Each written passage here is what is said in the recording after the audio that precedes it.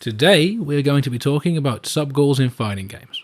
More specifically, what are some interesting sub-goals in fighting games, why are they important, and how some slight changes to the concept of these sub-goals can lead to a loss of depth and intrigue.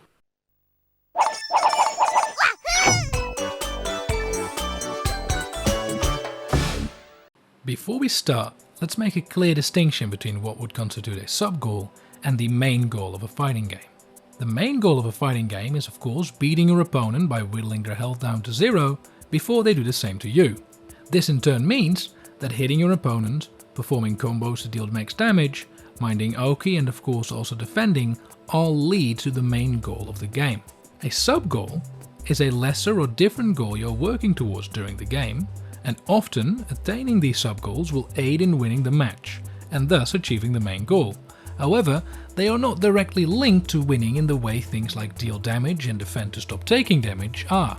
I'll start with a very universal sub-goal in fighting games, the building and usage of meter.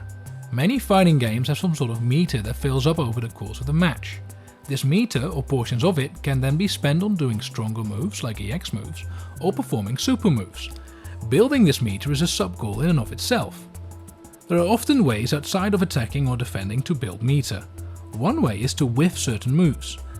This will build bar quickly in some games, but can leave you open to punishes from your opponent, in which case whiffing a move to gain meter can be seen as contrary to the main goal, even though it directly helps in achieving the sub-goal. Many fighting games that have special meters allow you to spend the bar in at least two ways, and allow you to keep the meter you've gained till the next round. Games that allow this instantly gain a second sub-goal. It is beneficial to you to try and win a round without spending too much of the meter. Doing so will allow you to get into the next round more prepared. This sub-goal of building and maintaining resources adds an extra level of thought to most any game in which it is implemented. So, let's take a look at what happens when changing just a little bit of the game ends up removing this sub-goal entirely. In Granblue Fantasy Versus, there is this interesting system that puts the usage of EX moves on a cooldown. After using the EX version of a move, the move as a whole will be on a cooldown for some time. So if I throw an EX fireball, my regular fireball will be on a cooldown as well. Players paying attention to their opponents will play around what moves are on cooldown to choose their approach. Right, that's pretty interesting so far. However, since the EX moves aren't dependent on meter anymore, that just leaves the super to make use of this bar. This makes way to what I would consider three problems. Issue number one, this means that meter is irrelevant until it's full or almost full, as it can't be used on anything else. Issue number two, the meter in this game is filled by nearly everything you can think of. This means that building of the meter happens without you having to put in much thought, and is no longer a sub-goal in and of itself. And the last issue, issue number three, meter that you've built doesn't carry over to the next round. This means that you can't strategically save the meter and you'll want to spend it almost as soon as you get it. Talking about meter was all an example of a game-wide sub-goal. But now let's zoom in some more and look at character-specific sub-goals and how they inform how the character will play and what your opponent will do to counter this.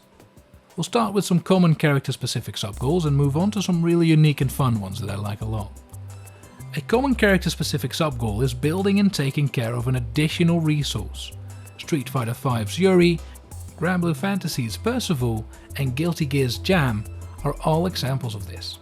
The game plan will often consist of trying to build the resource in a safe way and trying to pressure their opponent once they have it. The opponent in turn will try to stop you from getting your resource and thus playing more aggressively when you don't have it, and will need to play more defensively when you do have your resources. Another common sub-goal is to set traps on the field. Granblue's Cagliostro, Guilty Gear's Testament, and Under Night In-Birth's Byakuya all fit this bill. Trying to set traps on the stage and play around them is their main sub-goal. Achieving this sub-goal will allow them to dictate where their opponent can and can't go. Sometimes sub-goals may encroach a little bit on character archetypes, but I thought these were at least fun enough to mention. Now, onto some real unique ones. Yoshitora from Sam Show has a really unique sub-goal. In-game he uses 6 swords and has one big sword on his back that he seemingly can't use. This 7th sword is incredibly powerful, but has a sub-goal requirement for him to unlock it. He needs to hit the opponent with his other 6 swords, all tied to 6 different moves, and only after doing that does he unlock it to wreak havoc on his opponent. And of course, last but not least, the entirety of Guilty Gear.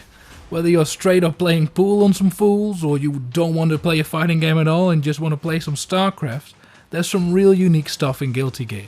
And with many of the casts not appearing in all games, or being very different from one game to the next, this gives plenty of incentive to play all the games and really find a character that fits you.